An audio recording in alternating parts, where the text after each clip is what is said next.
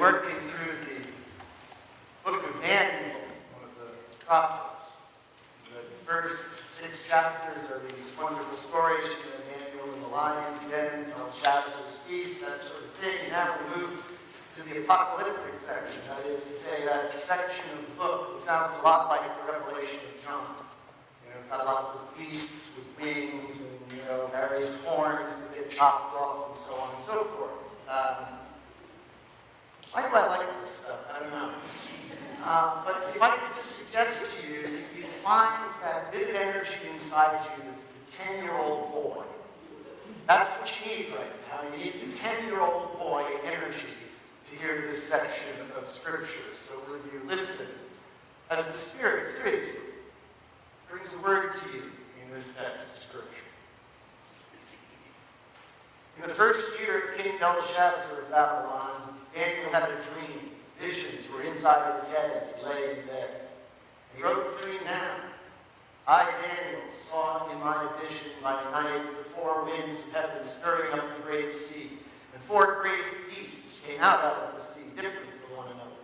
First it was like a lion, and it had eagle's wings. And as I watched, its wings were plucked off, and it was lifted up from the ground and made to stand on 2 feet like a human being, and a human mind was given to it.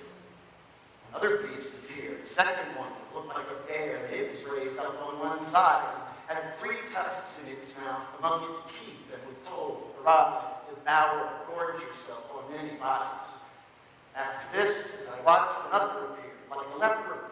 The beast had 4 wings of a bird on its back and 4 heads, and dominion was given to it.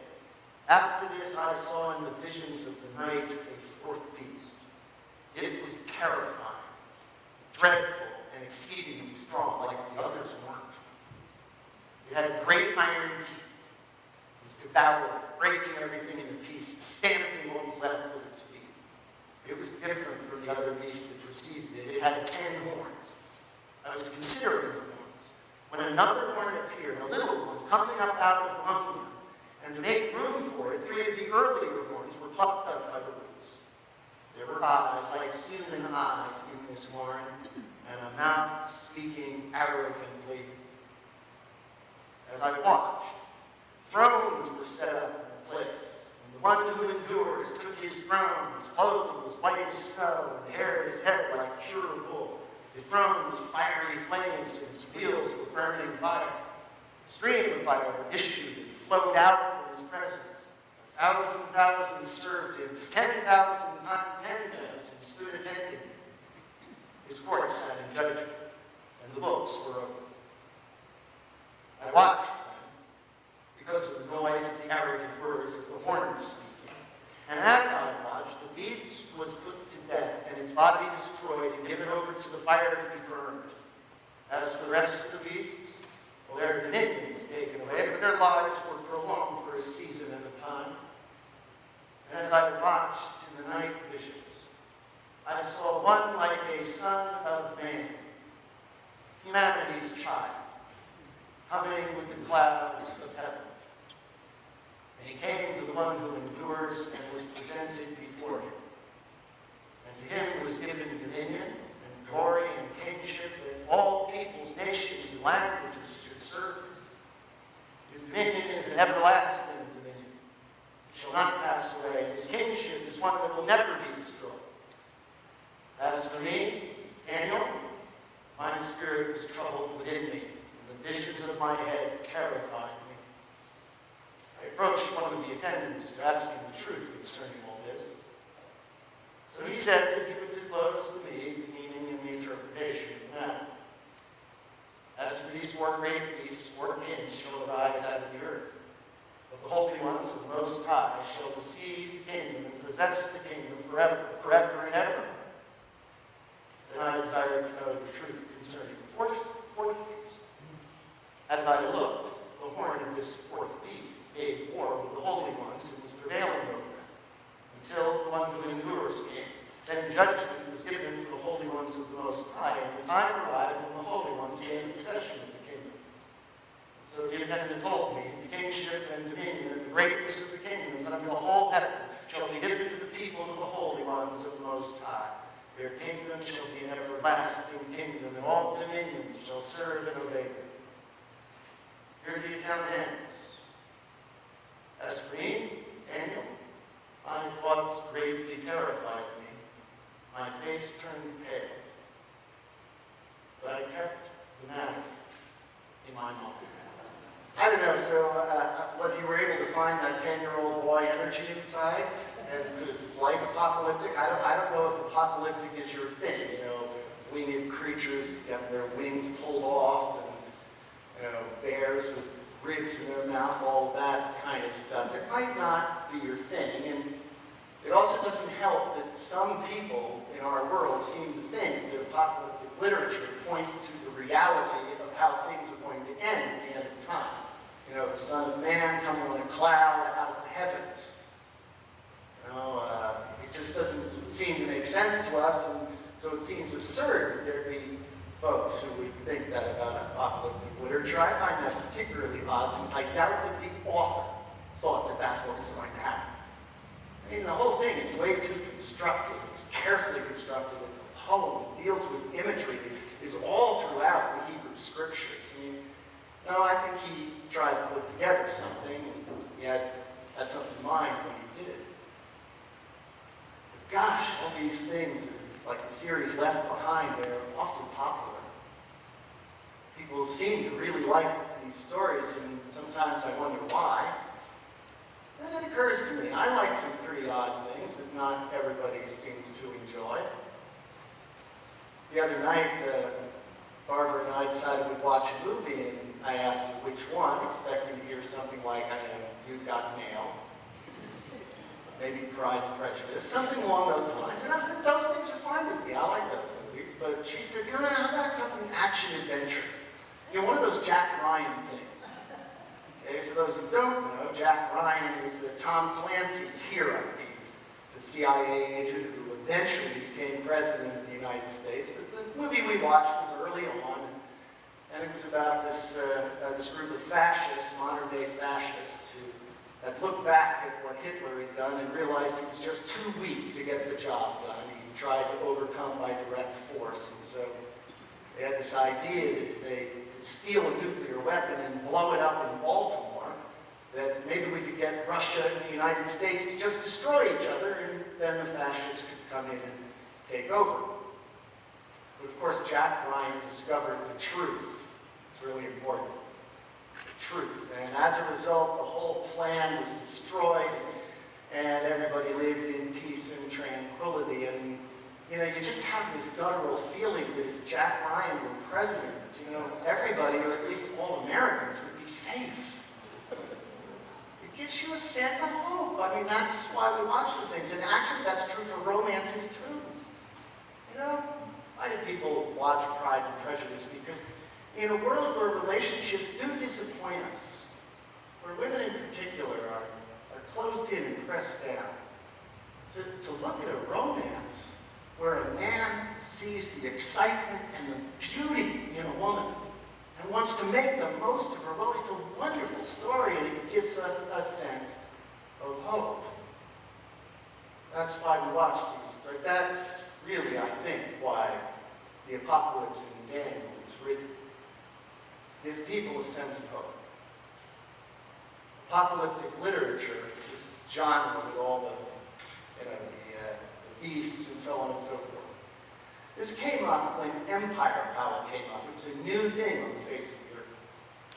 You know, tribes have gotten together and formed collectives and become nations so that they could keep control over some areas of their life so that they could have agriculture and be somewhat stable. But then, nations began to combine into larger empires. And that kind of power was more than Israel had ever seen. And they simply had no idea how to combat it. They had met 4 such empires. According to our text, we know they met others. But they met Babylon, that's the first one, and they met the Medes, and then they met the Persians, and then they met Alexander's effort. Greeks, but then all of the generals and so on fought with one another after Alexander tried to gain control. And they had this apocalyptic literature to give them some sense of hope that they'd be able to overcome this enormous kind of power in the face of serious persecution. Now, Daniel was written right at the moment that Antiochus was the king. And Antiochus was persecuting the Jews. Antiochus was murdering them for their faith. Antiochus was making of their temple a horror, making it dirty, not usable. This is the place where God kisses the earth, you understand, for them. The place where God connects with human beings, and it's been sullied and dirtied. Antiochus, this one who speaks arrogantly, this little horn that grows way too big, that has iron teeth. They needed a sense of hope to be able to climb past that. And so the story is told about great beasts and then a great throne in the heavens, where the Holy One, the one who endures throughout the centuries, throughout the millennium, gives power over to the saints of the Most High, and they are able in the end of time to overcome. It's a wonderful story if what you're looking for is hope. I frankly think it probably beats Jack Ryan. But there's a problem with this way of thinking. You see, what they assumed was that God was on their side. Now, it's interesting, as we're sitting here listening to this, and you're listening to me tell these stories, and I talk about Jack Ryan and so forth, who are you identifying yourself with? Are you identifying yourself with the saints of the Most High? I think probably most of us do, and we think of America as a good nation, doing the right thing. And I'm not even suggesting that we always do the wrong thing. But I can imagine, say, the Taliban writing a different kind of story where God was on their side and got rid of the Westerners and tossed us out in their ears. I don't think that's too hard to imagine that they would want to come up with a story of hope. And so the question is, how do we adjudicate between these things? How do we know who's on God's side, where God is going to move and unfold? That's the question. And the text points to what they call the Son of Man, or what I call humanity's child. It's a poetic image. And the image is intended to be the essence of the people of Israel. Now, let's not talk about a real nation right now. That's not what I mean. But the essence of the people of Israel is a nation that is able to preach out the love and the Word of God in such a way that it transforms the world around it so that all people come and worship the God that brings love and shalom into the earth. And so this Son of Man, this humanity's child, is the one that brings the essence of the true Israel in. What we're talking about here is Torah. You know, in many ways, I think of Christians as being very Jewish. Torah, first 5 books of the Bible, they describe God. They describe the nature of God as being essentially creative and loving, moving into human beings until the love overflows from us and we are able to make a just and peaceful society. That's what the 2 tables of the law are about in the 10 Commandments. We love God. We get ourselves connected to the power of the divine in creation. And that same creative love overflows into the world around us. Now, the Son of Man, humanity's child, is the one who catches hold of that kind of love, that lives out that beautiful, beautiful life. Jesus took on that title, Son of Man. I don't know if you remember that from the Synoptic Gospels. At least the authors of the Gospels gave that title to Jesus. As to whether the historical Jesus picked it up, I'm not certain. But that's what the Scriptures are trying to point to. That this Jesus was connecting to the presence of God in such a way that that the love of God overflowed him and into the world, and the world was healed. And he called each and every one of us to do just that. He called each and every one of us to be humanity's child, to be a new creation connected to the love in such a way that we can overflow and make a world where peace, wholeness, justice takes hold in fresh new ways. It's the nature of God to move from a place that is not just into a place that is whole and beautiful. And each and every one of us has the capacity to be humanity's child. That poetic image, the Son of Man, humanity's child. It's as though one person is symbolically taking hold and representing all of God's people and God's love. We often don't think of ourselves as having the capacity to do that. Well, that's Jesus, right? He can do that. Daniel was kind of special. He could do that, maybe not as well as Jesus. But actually, these images are intended to apply to us. But there's something within each one of us that, when perfectly attuned to the presence of God, can unfold the creative love of God in a world that is desperate for it. You have that capacity to do that in your own unique and powerful way. Now, the reason I like apocalyptic literature is because it shows a powerful God. And I got to tell you, the God we Protestants have had for the last 150 years, not so powerful. You know, this God is kind of weak. You know, because the God can't do much about anything. After all, natural law is the way everything works, right? So we've deconstructed any notion that there is the movement of a powerful, creative God in history. But I don't know. I think you can see the movement of God throughout the give and take, the ups and downs, the draw of cause and effect. I think with a clear eye, we can see the power of God unfolding, and we can know how to be humanity's child, living out God's way, the one who endures clearly behind us and on our side. When we can live that out that way.